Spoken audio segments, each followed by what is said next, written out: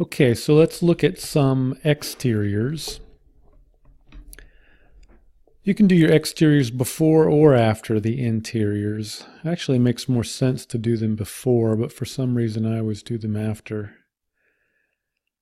I basically remove all the interiors from the quick collection. Then I just go through the all photographs and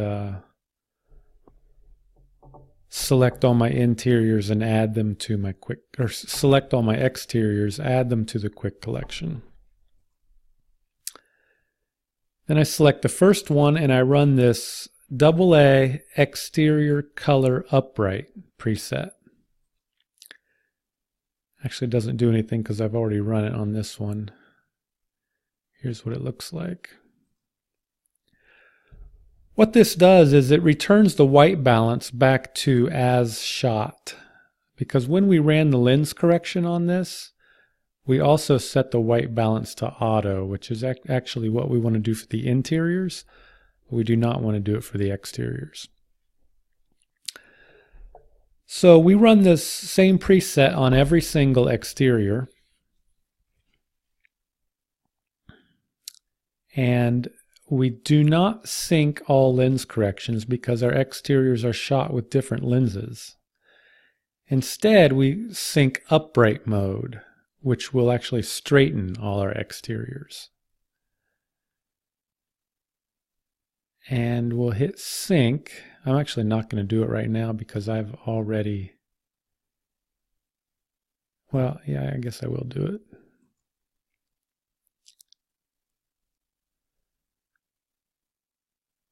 Okay. So now quite often I'll go through and I'll basically get them ready for going into Photoshop. And that means any additional white balancing that I want to do, or brightening actually is the most important. Let's pull white balance off this house, brighten it up, add a little punch.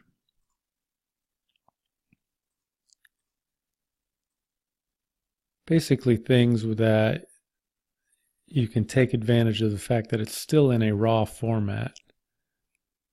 So you can add color. Okay. These look good. So with all of these highlighted, I do about 10 at a time. Usually you have about 50 or 60 exteriors. Do about 10 at a time and edit in Photoshop.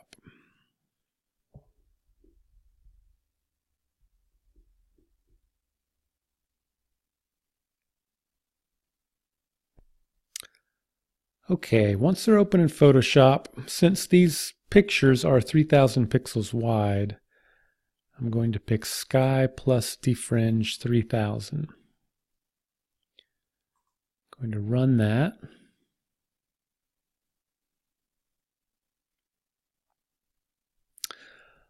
Okay, so this makes 7 layers. This bottom layer is the original photo. The next layer, I call it the fringe sky, and we call it fringe sky because it aggressively tries to stay off the house and the trees. Now the price we pay for that is these halos around the branches. We're going to fix those later with the next layer, the defringe sky. But right now, we're just going to deal with this fringe sky. And the first thing we're going to do is, it's hard to tell, but we actually have some white from the sky on the house. So we take a black brush and we're on our mask layer, and we're going to mask the sky off the house. In fact, I usually just mask it off the entire lower half of the picture because sometimes there's some white here that you paint blue and you don't realize. Okay, so that's looking good. Now let's take care of all these halos around the branches. we go up to defringe sky, and we're just going to hit X on the keyboard. That changes our paintbrush to white, provided white and black are our two layer, our foreground and background color. And I'm just going to paint over the branches.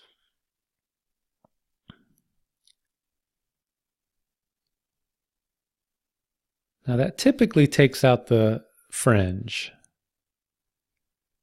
It actually did not take it all out though. If we look more closely,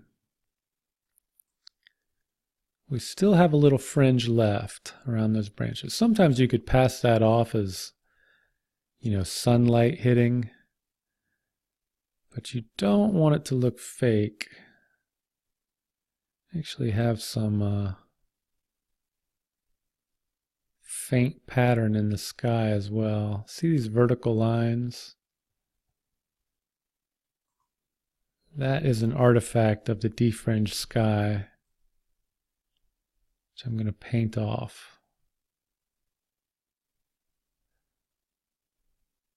So the defringed sky, you want to limit it just to the area of the branches with the white.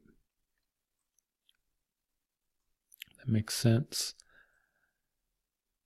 And you don't want to paint white out here because you'll start getting these vertical lines. Okay, so we almost got rid of all of the defringe. There's one other way we can attack that fringe, and that is to play with our blue blend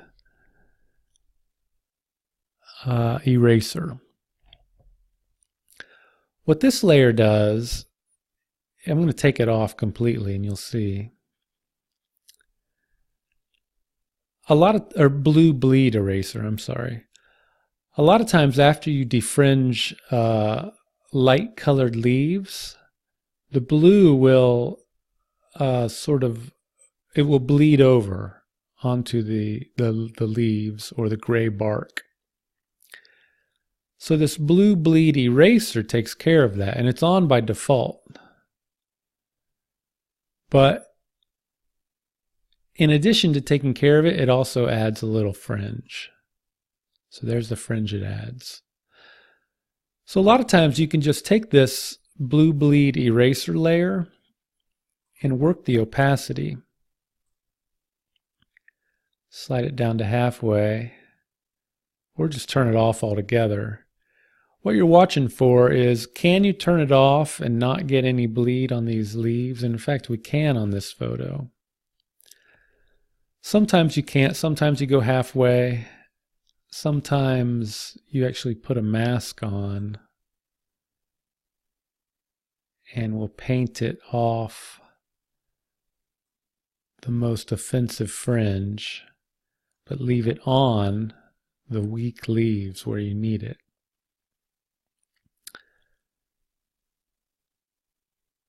So that's the second method to deal with fringe. There is another method. It's called the hard defringe action. And you can play that at any time. I'll play it right here.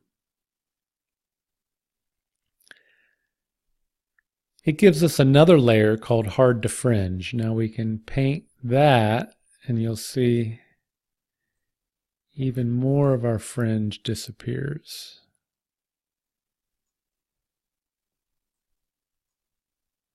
Now we're also, it looks like, yeah, it looks like we're doing all right.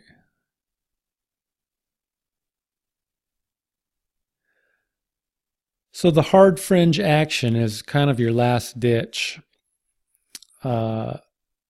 tool to get rid of fringe, but sometimes even that doesn't work. If all else fails, turn everything off except your fringe sky and just lighten it. Do this baby blue. This is kind of like throwing in the towel. Sometimes you could leave that. Actually, this is the last ditch. I'm going to do a hard defringe over the whole sky and then go baby blue with it. That's your last ditch. Now, we actually want this deeper blue, but sometimes you don't want it to look fake. Now, in this sky, we did not really need the hard defringe. I think the defringe, what just happened? The defringe sky and the fringe sky and the blue bleed all worked quite well. So there are 3 more layers though, and these are touch-up layers. And you can touch it up back in Lightroom. I like to touch it up in Photoshop though, just because I hate going through the Lightroom film strip one more time. So I add some saturation here, some color saturation, a little brightness and contrast. We're basically turning the rainy day into, we're trying to make it look like a sunny day. Of course, we have all these puddles here, so it's not entirely convincing. But it's not bad. I see I introduced a bit more fringe when I pumped up the color. So actually I am going to put that hard defringe on.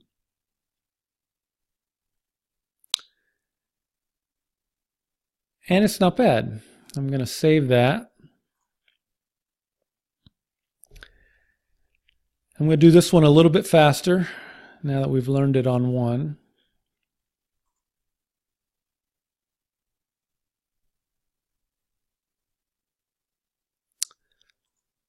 First up is paint the fringe sky off the house with a black brush.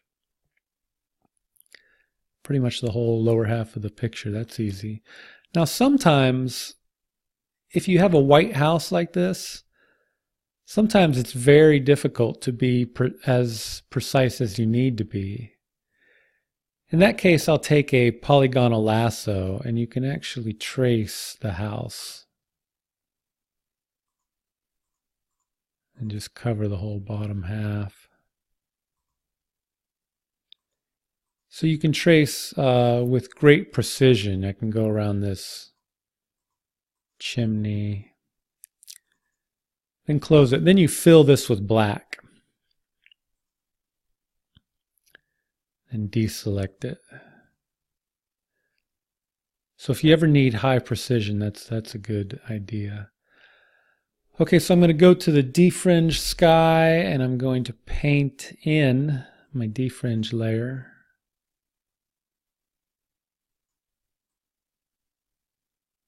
It's looking better. And I'm going to pull that blue bleed off altogether. I'm going to add some color. Oops, not lightness. I'm going to add saturation and a little contrast. Brightness, really punch it up. You notice I've reintroduced that fringe again. Maybe I've punched it up too much. Sometimes I will paint these enhancements off the grass because that grass can go kind of neon. This way I add color and vibrance to the house, but keep the grass natural. So there's some fringe here, but I want to keep going with the tutorial, so I'm going to knock this out.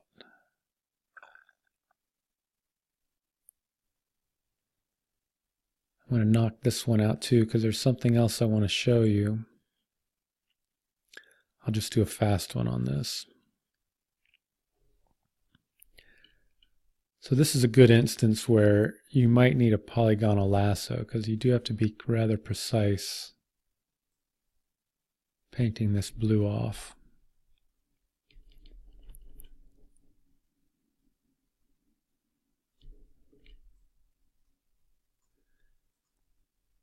I'm going to defringe my branches. Oops.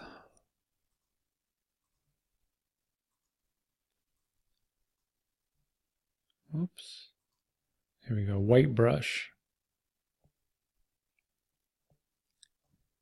And I'll lower this blue bleed opacity. As I do that, I want to watch. See this branch here? Right here. I'm bleeding blue over onto it. So this is an example where I may want to throw a mask on.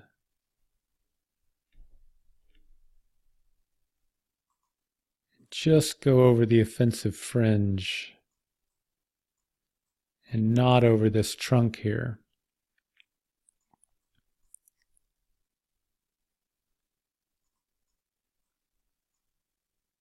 Or I may just want to run a hard to fringe on it.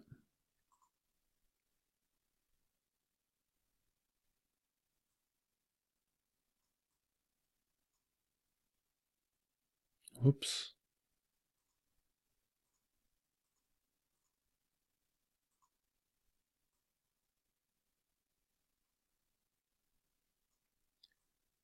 Yeah, that actually might look better.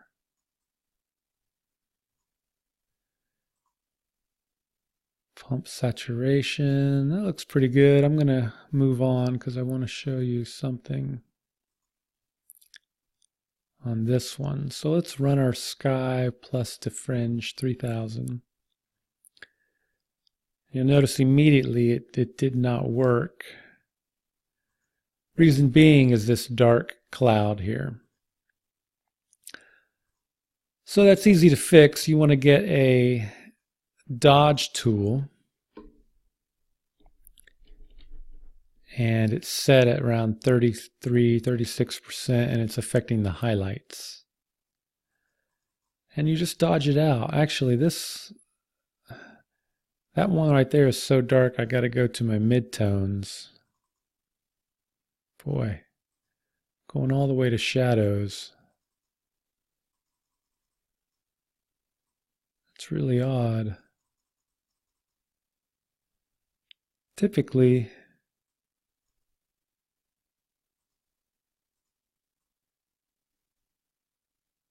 this dodge tool takes everything out. If you're really hurting, just do a clone stamp.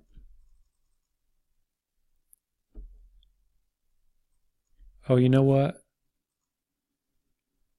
That's part of my blue bleed layer. I see the problem. Okay, I'm gonna clone stamp it off there.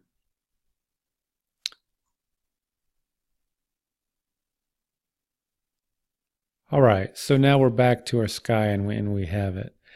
And you know, we actually don't even have to erase the sky when we do that dodging. We can leave it on, just select the layer underneath and dodge away. You'll be set.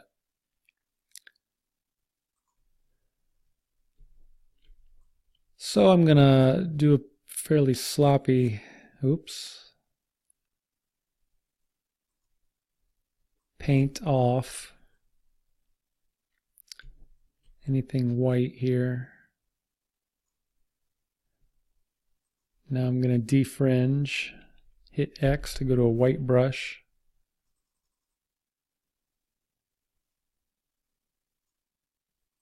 Defringe my branches, and I did not get all these branches. Still have that dark cloud in my blue bleed layer. I'm going to get rid of it. Okay. So I'm going to take this blue bleed layer out. See what that did.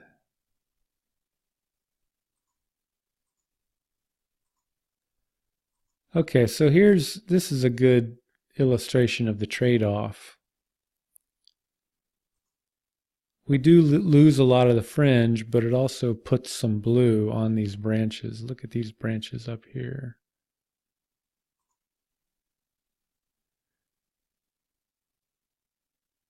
So, you might want to play with the opacity a little bit. Go 50-50. Or you may just want to paint it off the most offensive spots.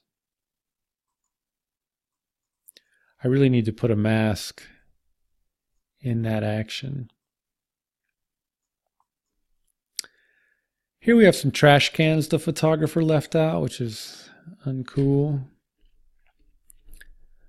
One thing you might want to do is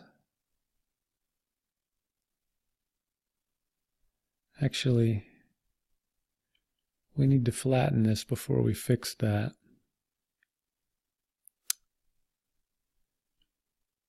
And really this, I'm going to let that go up there. Give it a little bit of color. Turn it to a sunny day.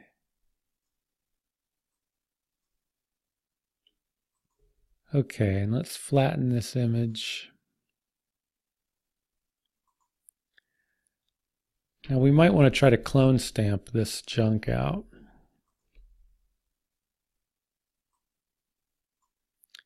Be careful, oops. Gotta be careful when you're dealing with brick, because there is a pattern in brick that can start to look phony. Yeah, I've already blown it.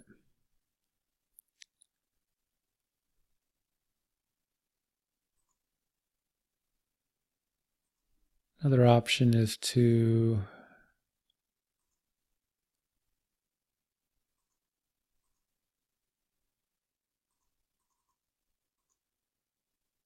feather that a little bit and layer via copy.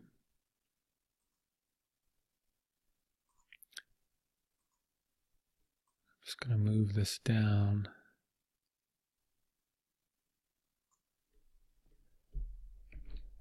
Copy it again.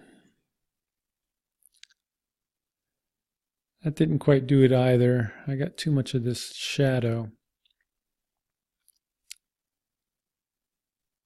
But you can see how playing around with that, you could do it fairly quickly. Okay, so I think you probably have the idea.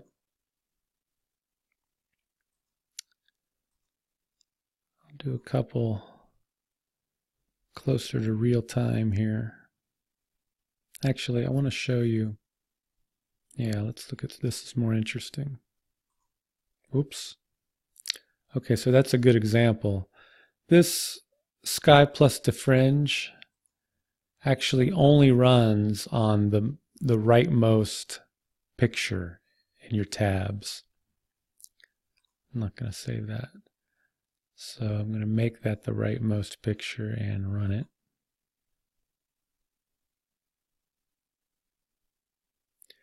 So here we have a little patch that needs dodged.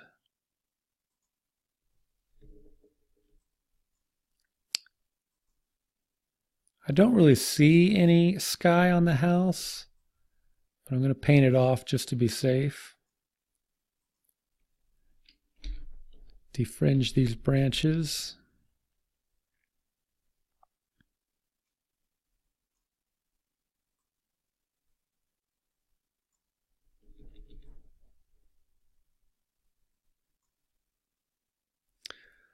It's looking pretty good. Let's add some color. Punch it up. That's better.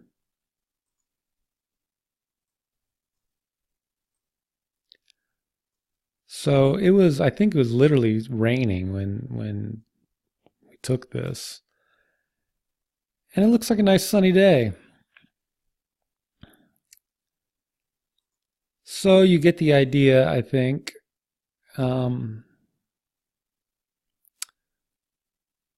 Once we get back into Photoshop,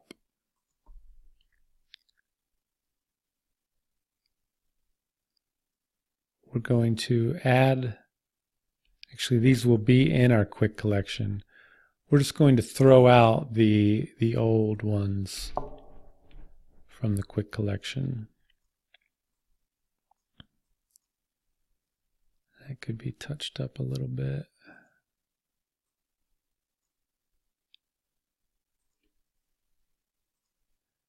I'll show you real quick. So all we do is go through here and knock the old ones out.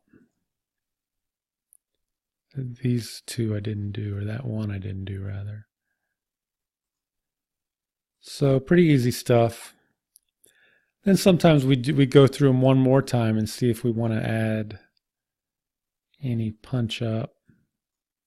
A lot of times your eyes will get used to these bright pictures and you realize they aren't as bright as you thought they were because you were comparing them to the dingy rainy day.